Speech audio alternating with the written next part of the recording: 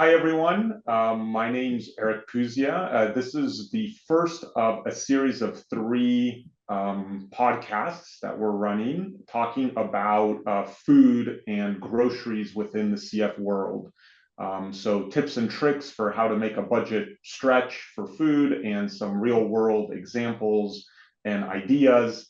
We do want to acknowledge in this podcast series that food issues within the CF world are a major issue. These podcasts are meant to be helpful. We understand that not everything will apply to everyone. We'd love for everyone to take away maybe a few nuggets of good information.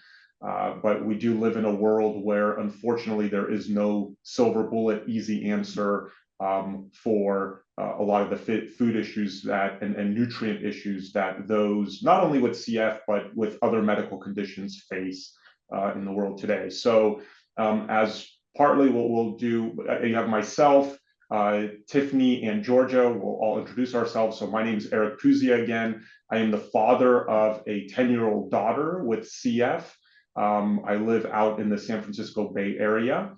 I'll pass it off to Tiffany. Hi, my name is Tiffany Raffino, and I'm a clinical social worker with the University of California, San Francisco Children's Hospital. And really excited to be talking to all of you today. As Arek said, this is a very real issue for so many people. I mean, just being a human is expensive, right? And when we look at the statistics about people with cystic fibrosis, 1 in 3 people endorse feeling financial strain. I know everyone I know endorses feeling financial strain. So if you're feeling that in your household, you are definitely not alone. And your CF care team and programs like the CF Foundation Compass program are definitely here to help. And we're going to be talking about programs and ideas to help support all of you. So really excited to be talking today. And I'll be passing the microphone on to Georgia. Hi, I'm Georgia Brown. I'm 53, living with cystic fibrosis. This is an issue that has been a part of my life. I have been on food stamps or the SNAP program since 1991. And I would like to share some of the things that I have learned because I experienced this and ways in which I help make my dollars stretch as far as I can. Excellent. Thank you, Tiffany and Georgia. So wonderful to have you both. I think you're a wealth of information, even much more so than I. So I guess one of the areas we wanted to start with is when one thinks about, food insecurity or food issues, sometimes it can just feel overwhelming around what resources are out there. Where should I start for resources? So maybe Tiffany, you can kick us off with some of the resources and where you think someone should start if they're facing any sort of food insecurity issues. Yeah, and I'll say even just kind of defining the term food insecurity, right? I just think about broadly, like feeling strained with finances, right? Like feeling like you don't quite have enough, in the budget to make things stretch for the month for food, right? And which a lot of people are facing. I would say so many of the families that I work with, they feel this way, and it can be hard to talk about. And you may have noticed with your CF Center starting to be asked these questions. And the reason why we're asking is that, first of all, it is so common, right? So many people with CF and so many just humans are facing this issue. And there are a lot of resources to help, whether they're resources at your CF Center or community or public benefit programs. And so definitely, like, your CF care team is here to help. So I think the first takeaway that I would say is that, please feel free to open up a dialogue with your clinic social worker or with the CF Foundation Compass program. Those are 2 really good resources for people who can really think through your individual situation and where might be a good place to begin for you, right? And I would say, when I'm working with somebody, I try to think as creatively as possible, right? Not just thinking about the traditional public benefit programs, which are a great place to start, right? I mean, programs like the Women, Infant, Children program, or WIC, it's for pregnant women, women who are breastfeeding or have a child under the age of 1, and then children up to age 5. Supports half of US born infants with formula, with breastfeeding supplies, with food. that's a great program, right? Or the Supplemental Nutrition Assistance Program, or SNAP, if you're not already on it. A lot of people who are eligible don't actually apply to this program. It's also referred to as EBT, and you can get a card that can help you with purchasing some groceries, right? Not everything you'd want to purchase, but at least something. And if you are eligible, it could be a good place to start, even just giving that little bit of extra support. I like to think about too, if people are on supplemental security income or SSI disability, it used to be that you couldn't qualify for SNAP, but actually since 2019, people have been able to. So if it's been a long time since you've applied, it's a great idea to reapply for the program and see if you might be eligible, right? So we think about public benefits like this, or even accessing, food at school. A lot of states are offering free school lunches and breakfasts for everybody since the pandemic.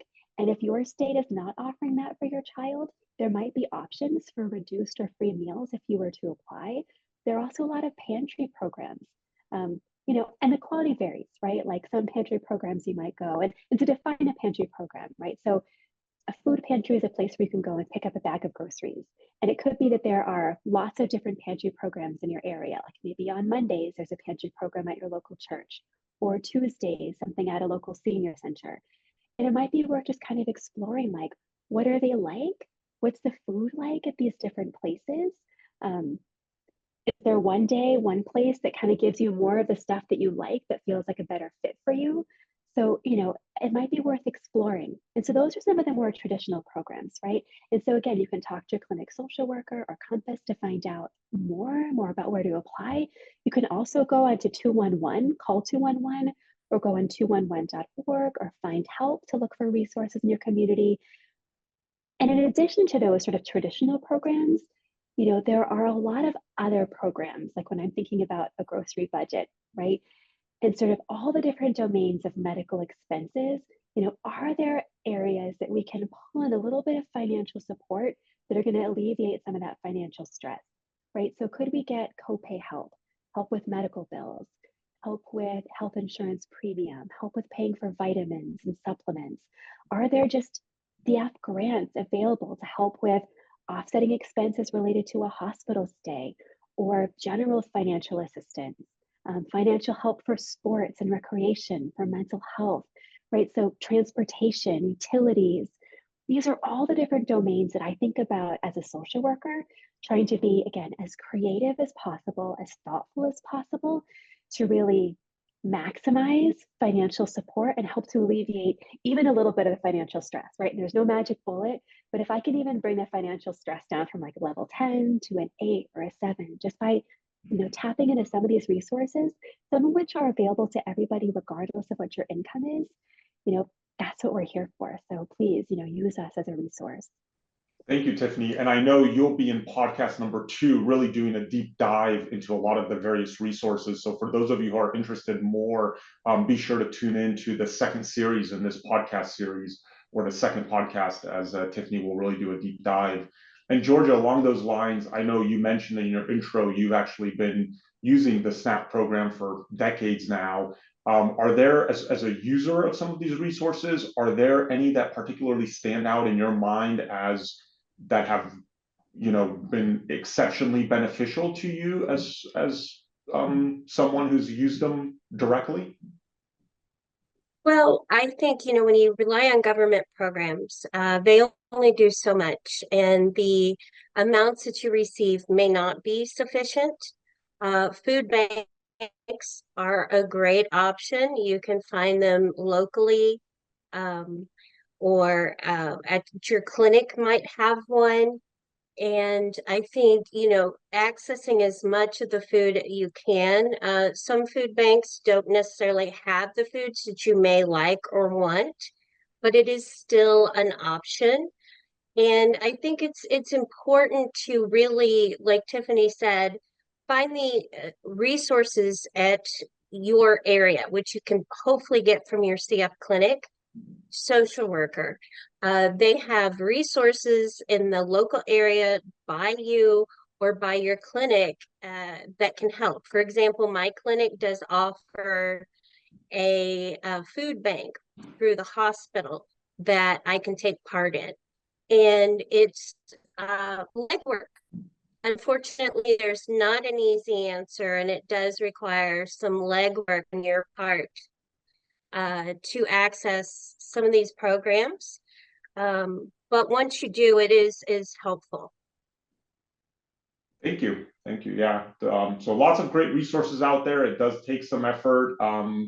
It sounds like to be able to access them, and probably starting with your CF team, and especially the social worker on your CF team, is a great place to start, as they probably have a lot of information on the resources. So let's switch gears a little bit around the non-free resources or non-sponsored resources. So let's say just grocery shopping. So I'll kick off a few things. Again, I'm,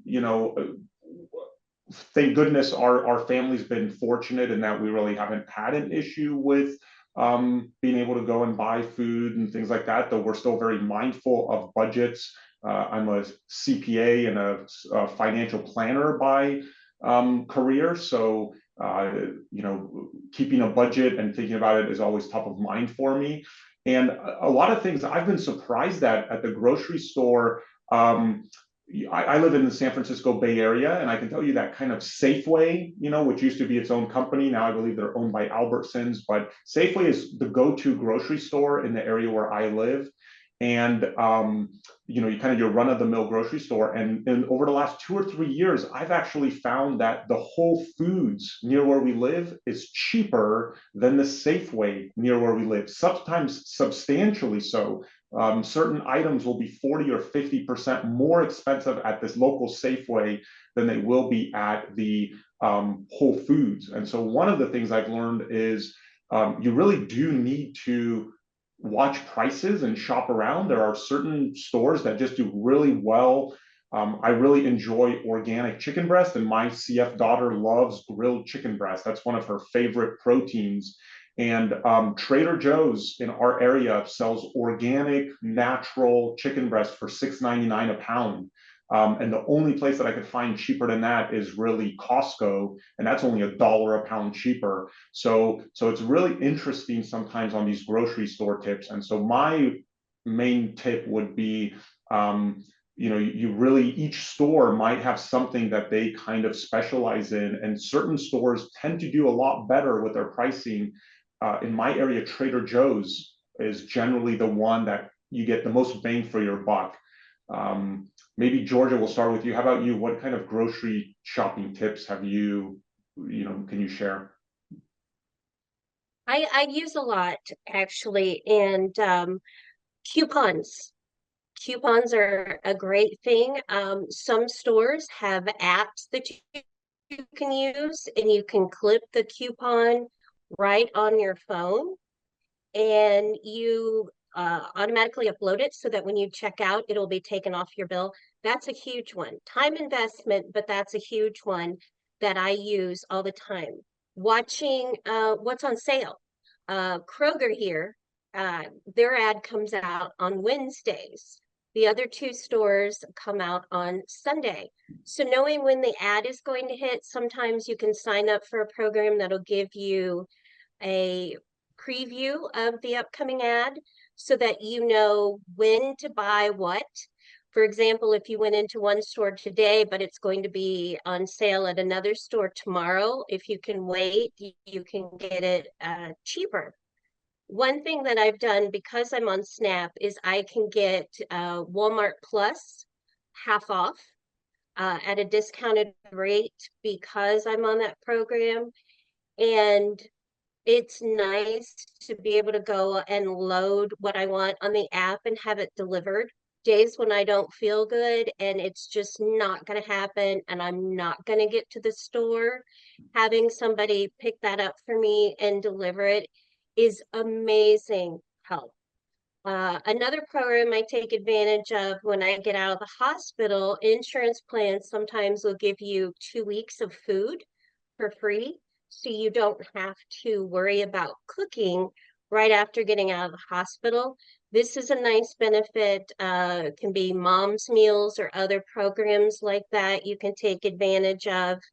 And it helps to find the programs. For example, Amazon, if you're on SNAP, you can get discounted annual membership to Amazon, and you can link your SNAP benefit card, your EBT card, to Amazon, and they can deduct your food stamps and send you groceries.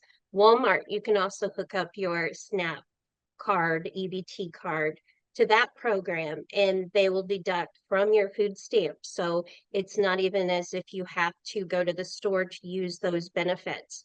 That helps me a lot. It tracks also how much you have available, and that's an added bonus, so you know how to budget your groceries and how much you have at the end of the month, which, you know, at the end of the month, it's always a struggle to make sure that you have enough money to get until your food stamps are reapplied. Also, in the summer, it's great to get sales on fruits and vegetables. Some of these you can cook and freeze, or you can freeze and eat later. Right now, locally, strawberries are on sale, either 99 cents or $1.25. So I will take some and freeze them, and then I can use them in my smoothies and other items that I make throughout the year. Can be done easily with fruits and vegetables. Flash freezing is another thing that I think is really important, that can help make you take advantage of what's cheap now when it's not even available later in the season. So those are some of the things that I work through when I'm looking at programs and trying to make sure my dollar stretches as far as it can. Fantastic. Tiffany, any kind of grocery shopping tips that you might be able to add? I think Georgia did an amazing job. I think the only thing that I would add would be if there are any farmers markets in your area. Sometimes if you go toward the end of the window when the farmers market is open, vendors might be willing to give you pretty good discounts to just pick up maybe twice as much as you ordinarily could get for that same price. So it could be worth trying to visit farmers markets kind of toward the end of the day. And then, you know, there are a few, you know, thinking about like what to cook with and how to make the dollar stretch. There are a couple of really interesting cookbooks that have been put together. And I know there's going to be a whole podcast about this, but you might want to just, you could do a search for what's called the Balanced Budget Cookbook, or Good and Cheap.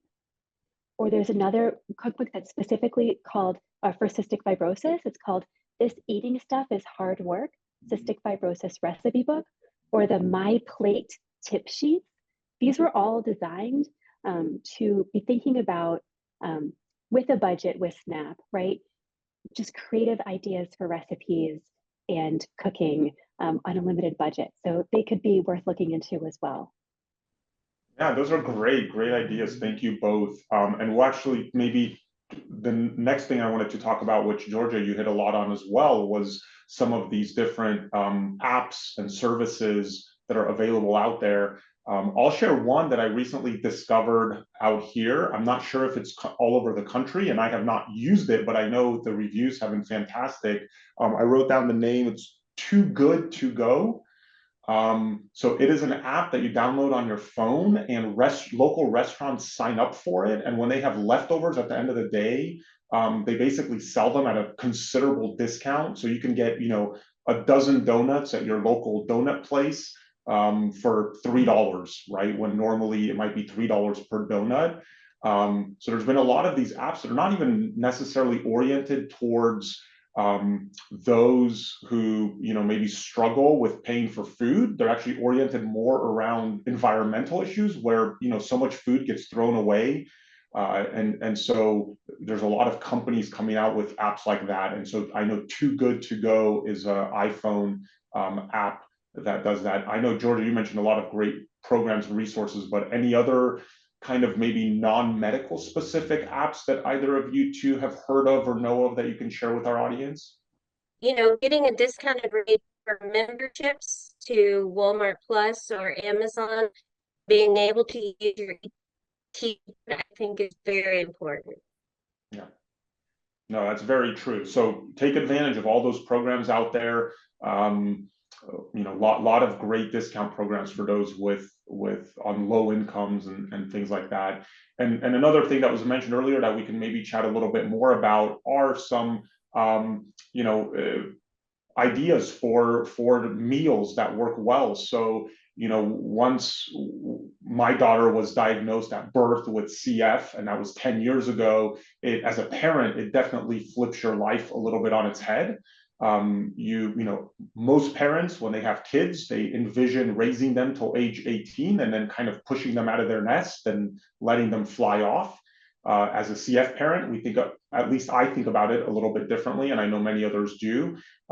We certainly now think about ourselves a little bit differently. We don't ourselves want to become burden to our children who will grow up to struggle. I mean, even if things go well, it's still very, very hard, time-consuming, expensive, and challenging to live with CF. Or many of these chronic illnesses. And so as a parent, we certainly don't want to ourselves become ill later in life. So eating well, eating clean has become more of an issue, eating a nutritious diet, exercising, keeping our own finances in order. That's always been kind of top of mind for me to make sure I, as a parent, don't become. And so, some food things that I've done over the years that I found to be very healthy and very inexpensive. One has been sardines. So this is kind of the forgotten protein. It is probably one of the healthiest, best proteins you can possibly get. A can of sardines, depending on where you buy it, I think at Trader Joe's or Costco, you can buy them in big boxes, but it lasts forever. It's a great last minute, let me take it out of the cupboard and open a can of sardines. Lots of different ways you can cook them. Some people will prepare them with pasta. I've gotten to the point where I can just open a can of sardines and take chunks of it, put it on top of some bread with avocado and eat it that way. I'm not a fish fan, but you learn to do it, and it's fine now at this point. I'll mix it with tomato sauce or anything like that. An entire can of sardines will be anywhere from 20 to 25 grams of very, very high quality protein.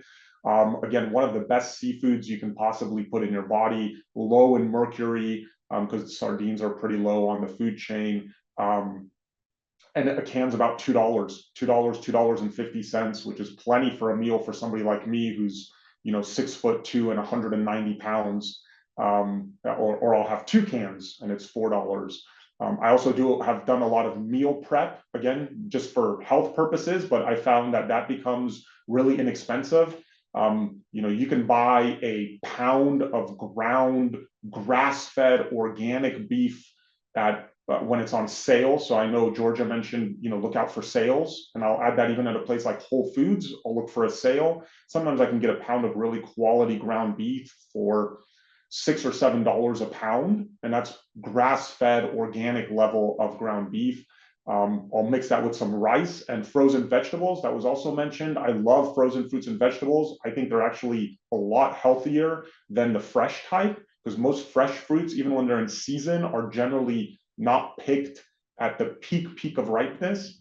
So I love frozen fruits and vegetables. I think they're, even when things are in season, and I can make 3 or 4 meals for about, a total of $15 to $20. So $4 or $5 per meal that are high quality, organic type of food, very nutritious, great balance of macros or macronutrients, proteins, carbohydrates, fats.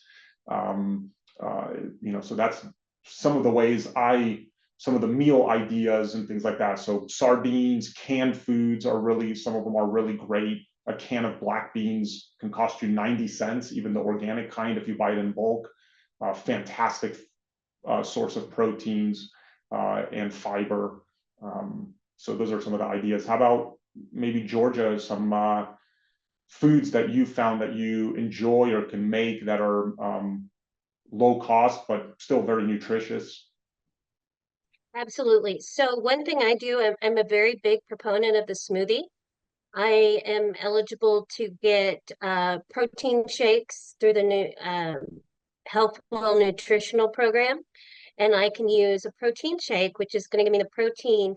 I can mix spinach and oats and other healthy things in that to eat.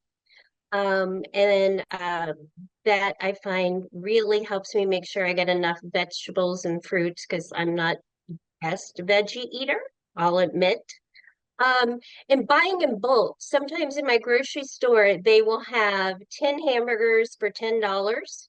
And you just take them and you put them in some baggies into meal sizes and you pull out what you need.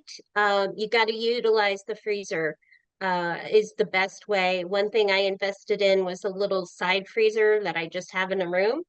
And I make sure that I have room to store the food when I can afford to buy it. You can do the same for chicken. You know, pull out what you need, how many pieces of chicken for your family, and freeze that, and then thaw it out the night before. And you have enough for your meal, but you have extra for another meal. And that's how I really make it's just making sure that they're $10 to $20 per meal. And depending on how many people I'm cooking for, sometimes I have to cook for my parents. And, you buy the beans, you buy the rice, and it really depends on your energy levels. Some people love to cook. Maggie loves to cook, and I love her recipes. But I always wonder how she energy because sometimes I just don't have it. And so I do buy some convenience food. You can get rice in a little package and you could put it in the microwave for 1 minute and you've got the right proportion of jasmine rice or basmati rice. So sometimes it's a little bit more expensive, but I have to think about my energy levels and how I can actually cook a meal. I've tried the meal services. Sometimes they're more expensive. They have some healthy meals. But sometimes even a 30-minute meal can be taxing on my health. And, do what you can with your abilities, of your ability to cook, your ability to stand there, and your ability to wait to eat. Sometimes you're just hungry.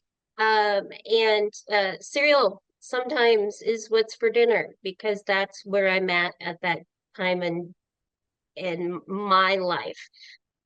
That is a great tip, Georgia. I actually, on my non-workout days, my day starts with the Tom Brady smoothie. I do not use his protein. I actually steal from Natalie the Live to Thrive Orgain plant-based protein. So, it's meant for her, but I do steal a little bit. And I love the Tom Brady ones with walnuts and other nuts, very nutrient dense, high in good fats, pretty caloric. So good 600-700 calories in that little shake, but that is a great tip. I love smoothies myself. So Tiffany, how about any other kind of meal ideas that either you have or maybe you've seen some of the families you've worked with implement that you thought might be great sharing? I think I just want to invite people to really talk to their dietitian at their CS center. You may have already, but even just be really upfront, like, hey, if I only have 20 bucks to spend at the grocery store this week, like, what should I really be focusing on for me in particular, for my energy needs, for my nutrition needs, like right now? And do you have suggestions for me individually? And just see what they say. I just wanted to kind of mention that as a possible resource for help. That's a great tip. Yeah, absolutely. We utilize those nutritionists. I think that's, it's great, and kudos to the CF community for bringing those into clinic. But I agree. We also over the years, we've used our nutritionists quite a lot to run ideas through. And there's a lot of nutrient dense foods we use today with Natalie. I love olive oil. We'll throw olive oil into everything. She loves dipping bread in olive oil, Italian style, right? Great way.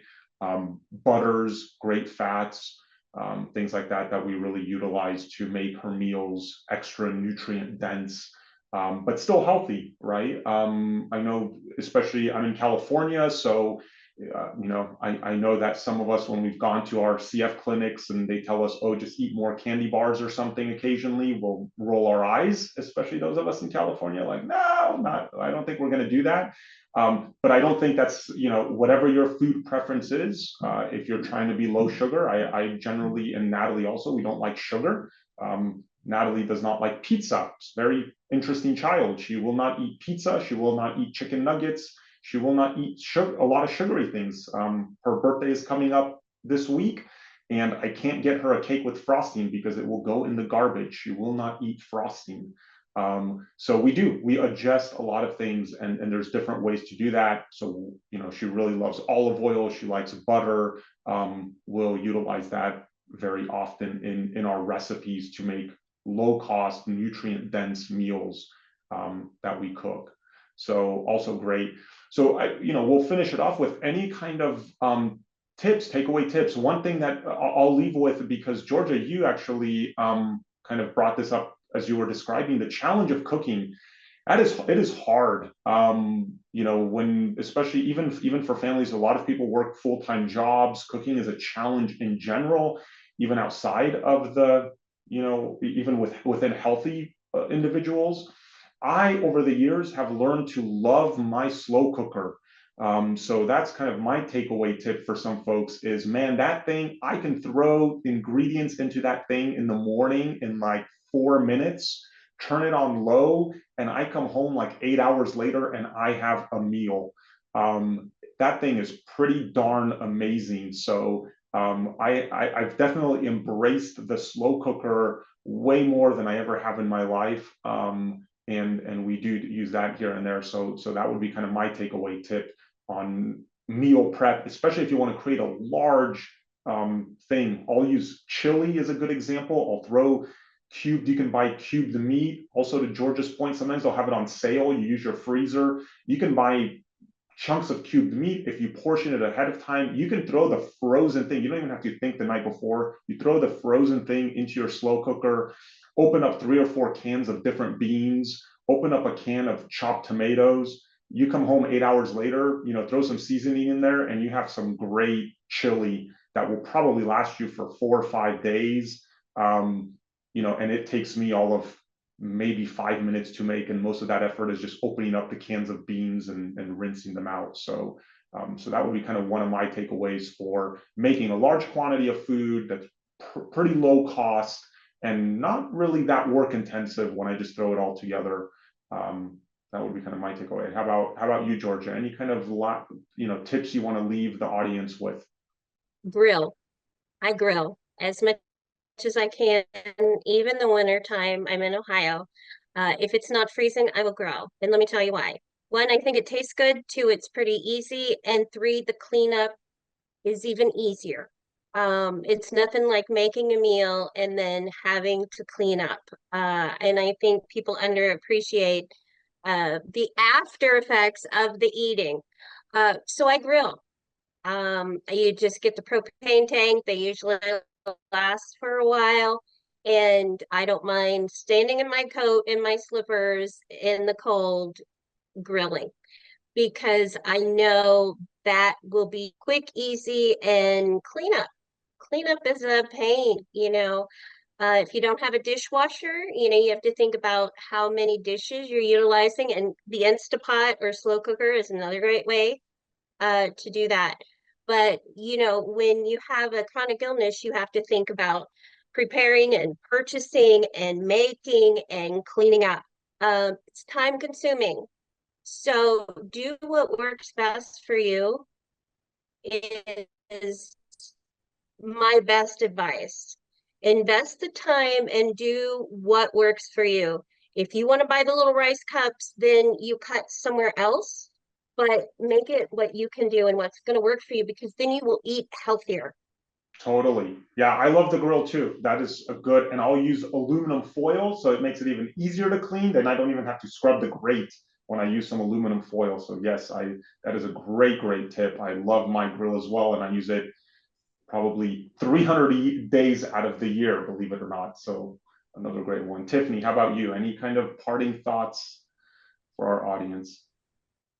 Yeah, I really love the phrasing. I know it's been mentioned a few times already, and I just have to emphasize like how great it is, because if you have the energy to make something one day, like I think about soups, for example, like make a like a minestrone soup, for example, right? I mean, you could use like some pasta sauce you have in the fridge, some pesto, maybe you've got some carrots or some cans of beans. You can make a soup, make a huge batch, and then freeze portions that are then you're going to have available, on nights when you really don't feel like cooking. No cleanup involved. You can even defrost it the night before and then heat it up, like very simple. So I think really utilizing some of the tools you have available and thinking about like recipes you can create to kind of make use of stuff you already have in your fridge, like that extra half can of pasta sauce or something that, can just really go a little bit further. And definitely, my big takeaway again is, we are here at your CF Center to help. Like we passionately are here and, want to help, and there are resources available like for everybody. And we talk to all families about this. So don't be shy in asking for suggestions. And you might be surprised by the resources that are available, whether at your local CF Center or different nonprofit grants. So definitely talk to your clinic social worker, talk to the CF Compass program. I will be recording a second podcast going to like a deeper dive in some of these resources just to give you some ideas. And I hope that you come away with a couple of good ideas that can help support you and your family. Thank you. Well, thank you, Tiffany. Thank you, Georgia. Very great ideas and great having you both to do this. Again, this is part one of a three-part series. So Tiffany will actually be leading the next one, doing a deeper dive into a lot of the programs out there. So please be sure to join in, and then we'll talk more specifically about recipe ideas in part three. So feel free to join in there. Hopefully everyone was able to take away a little bit of some tips and tricks that work for you. Again, we want to circle back to acknowledge that this is a challenging problem. It will continue to be a challenging problem. I certainly don't see any easy solutions out on the horizon. And so, we do understand that, and again, try and utilize as many resources as work for you. Everyone's situation is a little bit different, like Georgia mentioned. Those of you who are living with the illness, everyone, it's a wide spectrum of scenarios. Some who are struggling just to be able to get up and walk around, some who are doing better. So it's very hard to generalize anything, but hopefully in these 20 minutes or so, we've been able to provide some good tips and tricks. So thank you again for joining, and please be sure to tune into the next few episodes.